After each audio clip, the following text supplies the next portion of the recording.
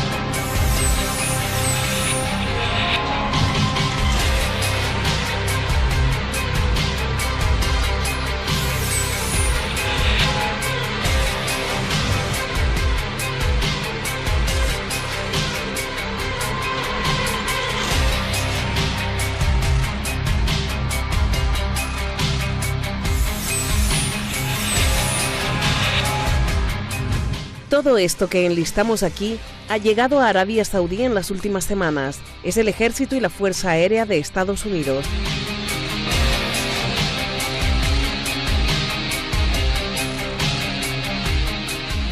Estados Unidos ha enviado así por lo menos 2 escuadrones de aviones de combate, más de 3.000 soldados y avanzados sistemas de radar, todo para proteger a Arabia Saudí o más bien el petróleo. Pero, ¿es una misión militar o se alquilan?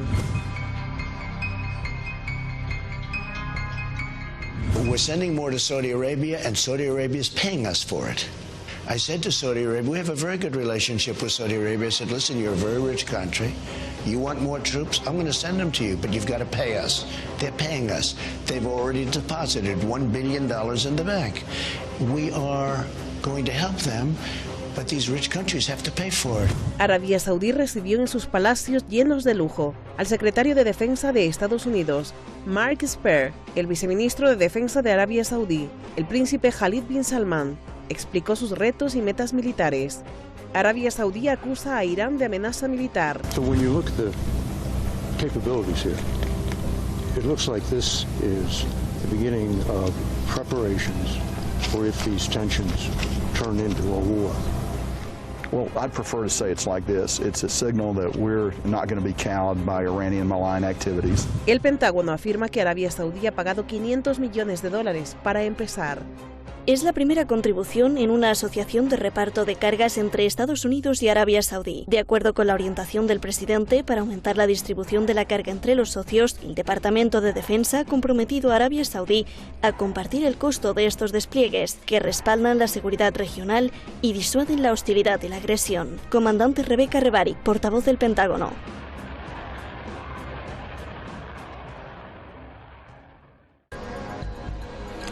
Muchísimas gracias por estar siempre ahí en las redes sociales. Cada vez somos más y cada vez hacemos más conciencia en el mundo. Gracias por aportar siempre sus comentarios, sus críticas o incluso sus felicitaciones. Muchas gracias.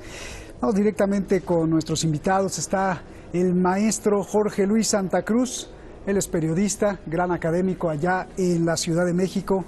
Y también está con nosotros Ignacio Armada, usted lo conoce muy bien, analista internacional en Madrid. Gracias a los dos, buenas noches. Jorge Luis, gusto en saludarte. Comienzo contigo. A ver, entiendo que el ejército de un país cuando va a otro país, pues es en una misión de ayuda, pero cuando se cobra por la seguridad, yo te pregunto, ¿no se viola algún tipo de ley?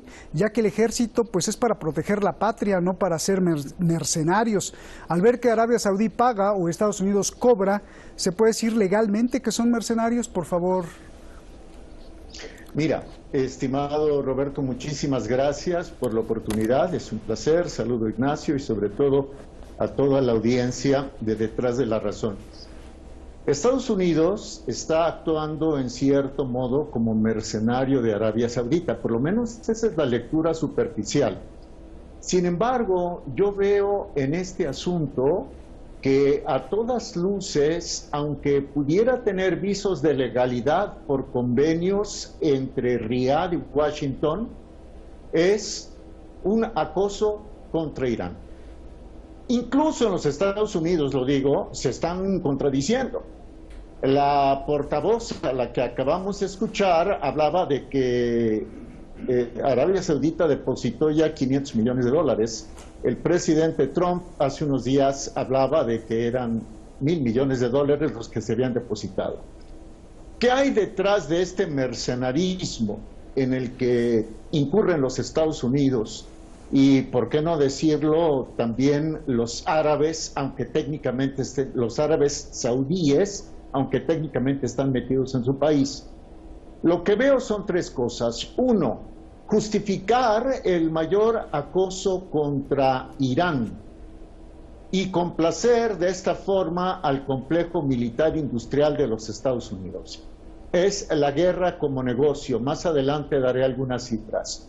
Dos, es la estrategia mediática de Trump para reforzar su imagen de cara al impeachment, al juicio político que comenzará ya este martes en el Capitolio en los Estados Unidos.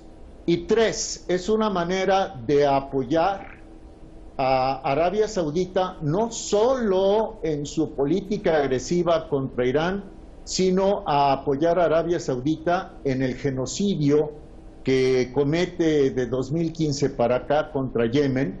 Tengo cifras del Ministerio de Salud de Yemen que hablan de que los bombardeos de Arabia Saudita, apoyados las fuerzas árabes sauditas por Estados Unidos, han ocasionado alrededor de 140,000 víctimas.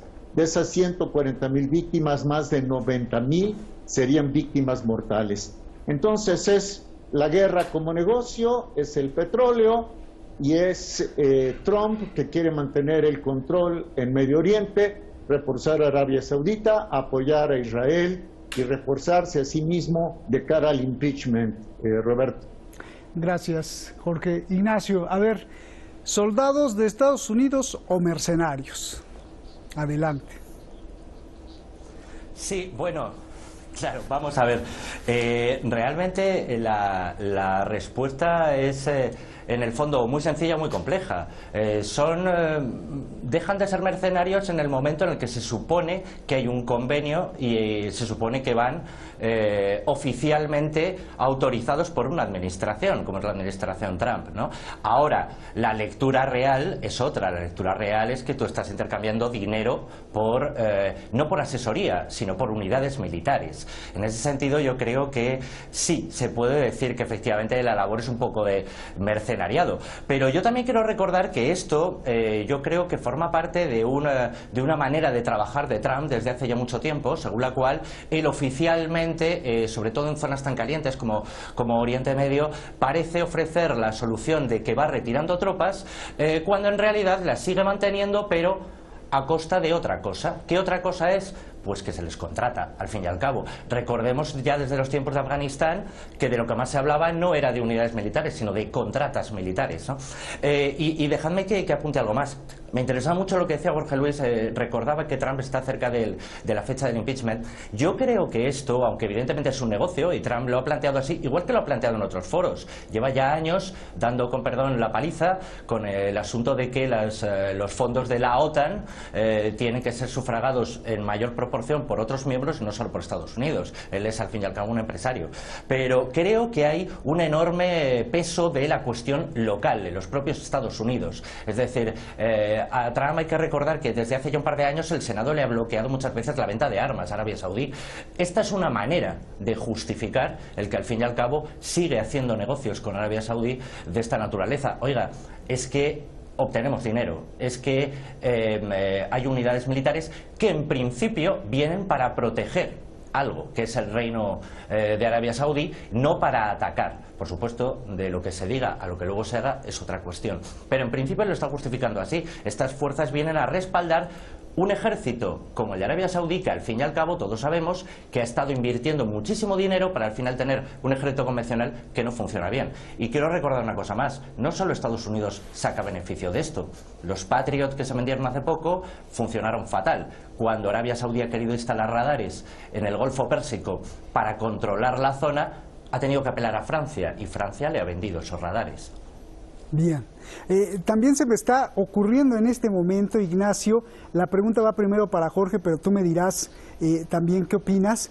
¿No será que Donald Trump muy, pero muy maquiavélicamente esté evadiendo la ley porque le acaban de prohibir en el Congreso justamente atacar a Irán sin antes consultar? Entonces, si envía estas tropas que ahora ya están pagadas y hay un eventual, digamos, ya sea real o no, un ataque y tenga que contestar a Arabia Saudí, sin declararle la guerra a Irán, ya tropas de Estados Unidos podrían estar atacando a Irán, lavándose las manos diciendo, no, pues están contratadas por Arabia Saudí. A ver, ¿qué te parece, Jorge? Sí, voy a ser breve porque creo que Ignacio también tiene conceptos muy interesantes. Es una manera de, lo decía su servidor al inicio, de estrechar el cerco sobre Irán. Miren, recordemos que al principio de la administración Trump, el gobierno de Riad, el gobierno de Arabia Saudita, firmó un contrato militar, compró armas a Estados Unidos por $100,000 millones.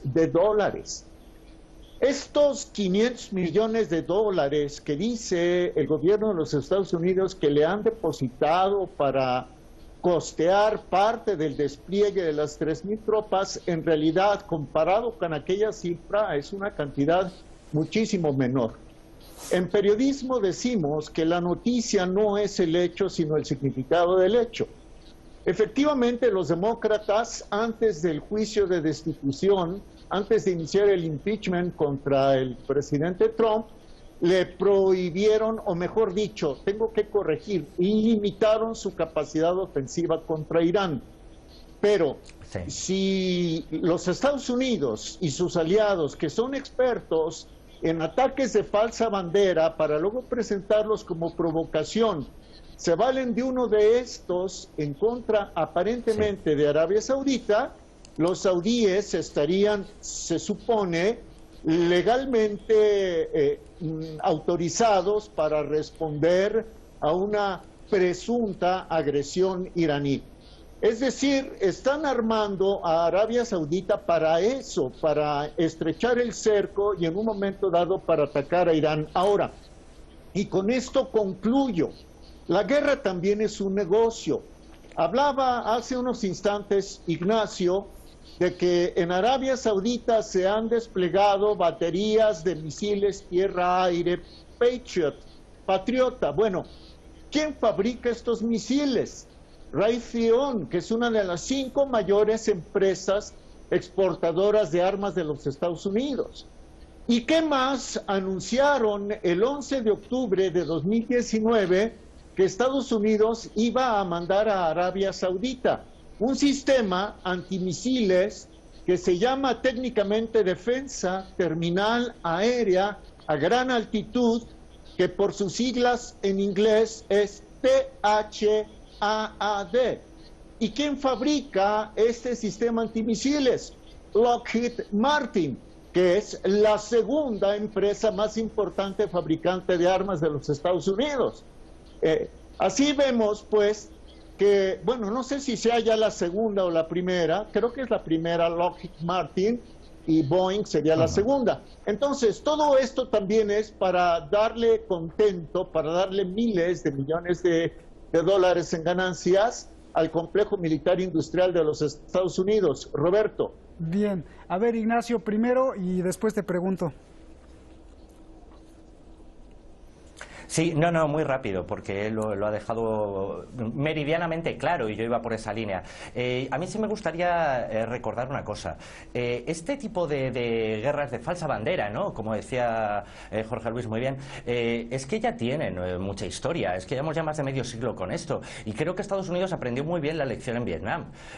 No conviene llevar la bandera directamente, lo que hay que hacer es ser amigo del amigo del amigo de uno de esos frentes, con lo cual jamás llegará la responsabilidad ante ti. Y creo que la administración Trump está haciendo exactamente esto. Con lo que yo no estoy tan seguro es con que esto sea directamente un intento de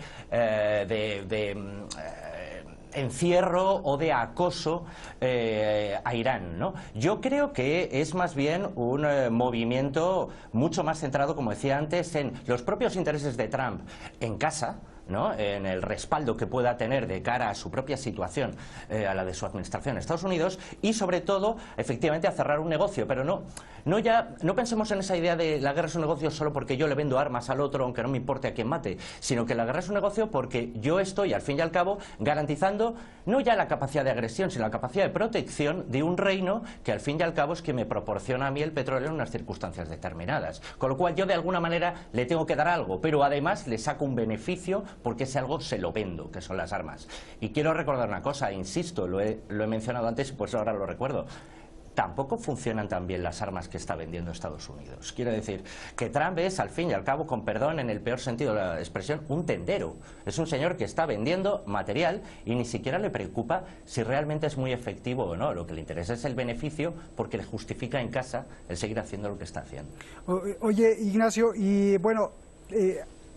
adelante, bueno, en la siguiente pregunta voy a preguntar sobre la guerra real, pero para acabar con esto del negocio, ¿no te fijas que en la historia del mundo, cada determinado tiempo se mueven las posiciones para una gran guerra, pero solo como un truco para mover la economía? Por ejemplo, el asesinato del general Soleimani hace 2 semanas, así te lo pongo tan crudo, 2 semanas de tensión. Estados Unidos ganó miles de millones de dólares, con lo que decía Jorge Luis. Yo chequé las acciones de Raytheon, de Northrop Group, de Boeing, de General Dynamics, solo por la tensión del asesinato del general Soleimani, se fueron para arriba, además rapidísimo. Luego subió el precio del petróleo y además el Dow Jones subió. O sea, que quien se llenó las bolsas de dinero solo con la tensión y con un asesinato fue el propio Estados Unidos, es más, las fábricas de armas. Yo te pregunto, Ignacio, si esto no lo ves ahí claro, no solo para el consumo propio, sino que generar tensión también es un negocio y todo el mundo cae en la trampa, ¿eh? Claro, pero generar tensión es un negocio siempre para los mismos, ese es el problema, ¿no? Voy todavía más allá, no solo es un negocio, es que está calculado en un doble sentido. Es decir, ¿cómo puedo activar más mi negocio? Y por otro lado, ¿cómo puedo hacer rentable la tensión? Y una cosa y otra se alimentan. Lo que sí es verdad, que es a lo que iba yo con mi posición, como ya conoces, siempre moderadamente optimista, es a que siempre parece que estamos un poco al borde del desastre, pero el desastre definitivo no llega, porque el desastre definitivo no es negocio para nadie, ¿no? Obviamente, sí, llega guerra pues para los pobres civiles en Yemen, que les lleva desde hace mucho, ¿no? Pero claro que es algo evidentemente evaluado. Las acciones claro que van a subir, y si nos metemos en una escalada todavía mayor, ya veremos quiénes son los beneficiados, pero todos sabemos quiénes van a ser siempre los mismos, ¿no? Bien, déjame ir con Jorge Luis. Jorge Luis, ahora yo quiero preguntarte, ya que revisamos bien lo del negocio y que queda claro, quiero preguntarte por la guerra real. ¿Para qué tanto armamento militar en Arabia Saudí? Hay varios puntos. Primero, las tropas de Estados Unidos en la región son para proteger el petróleo y las inversiones de hidrocarburos, sobre todo ahí en Arabia Saudí. El segundo dato es que Irán dejó claro que la venganza de Soleimani terminará al sacar a todas las tropas de Estados Unidos de la región, y que las tropas de Estados Unidos se irían por las buenas o en ataúd. Pregunta 1. ¿Es por eso que Estados Unidos está enviando más tropas y más equipo? 2. Hace unas semanas, el máximo general de Rusia, Valery Gerasimov, alertó de que estamos ya muy cerca de una gran guerra. ¿Esto será propaganda también de Rusia, o podríamos pensar que sí? Se están moviendo otra vez las fichas para una gran guerra, y como dice Ignacio, aunque no quiera nadie, sí ya puede haber una que nos las estén preparando, o por lo menos presionar más o mostrar más los dientes, no lo sé, y estar solo a expensas de un error. Por favor, Jorge Luis.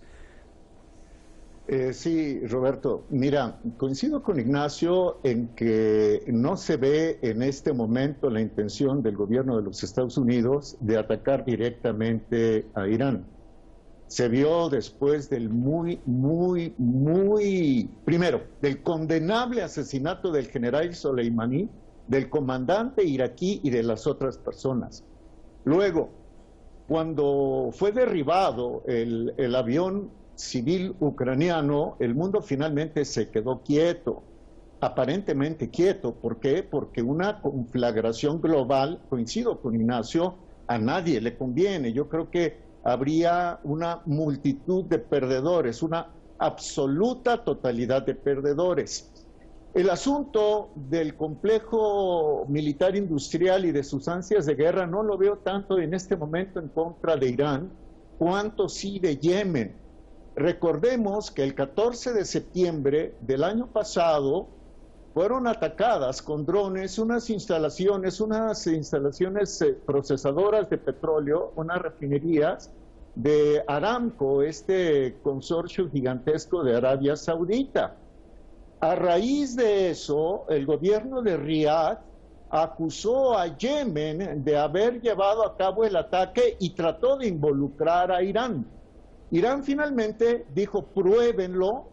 Arabia Saudita no lo pudo probar, y Yemen dijo que sí, que efectivamente Yemen, el gobierno nacional de Yemen, con el apoyo de un movimiento que se llama Ansarullah, lo llevó a cabo. ¿Qué es lo que yo temo como periodista mexicano desde esta parte del mundo? Que calienten demasiado las cosas, más aún entre Arabia Saudita y Yemen, y traten de provocar una acción bélica de Irán. Voy a dar cifras de lo que es la industria militar según el Instituto Nacional de Estudios para la Paz de Estocolmo, por sus siglas en inglés, SIPRI. El año 2018 son los datos más recientes con los que cuento. Las ventas de armas en el mundo, 2018, fueron de 422,000 millones de dólares. De esta cifra, 246,000 millones de dólares correspondieron a 44 empresas de los Estados Unidos. Entonces, Estados Unidos maneja casi el 59-60% de las ventas de armas. Bien. Por supuesto que le convienen las guerras, si no la guerra caliente global, sí guerras regionales. Bien. Mi temor es que vayan a tratar de calentar el escenario con ataques de falsa bandera contra Riad, contra Arabia Saudita, vía Yemen. Roberto. Jorge, gracias. Ignacio, te quedaste con las ganas y yo también. Se nos acabó el tiempo, perdóname. Buenas noches. Gracias a usted. Gracias. Mire, vamos a que se sitúe el camarógrafo y ahora ya lo tenemos ahí. Muchas gracias siempre por preocuparse. Le agradezco mucho por todas sus oraciones. No sabe el premio que hemos recibido de usted. El decirlo es fácil, pero son decenas de miles de buenos deseos para el equipo de Detrás de la Razón. Es lo mejor que nos ha podido pasar. Muchísimas gracias, sobre todo en estas semanas de tensión. La cuenta en YouTube sigue abierta, afortunadamente. Siga repartiéndola, por favor. Se llama, usted lo sabe, Detrás de la Razón Oficial Roberto de la Madrid. Muy buenas noches.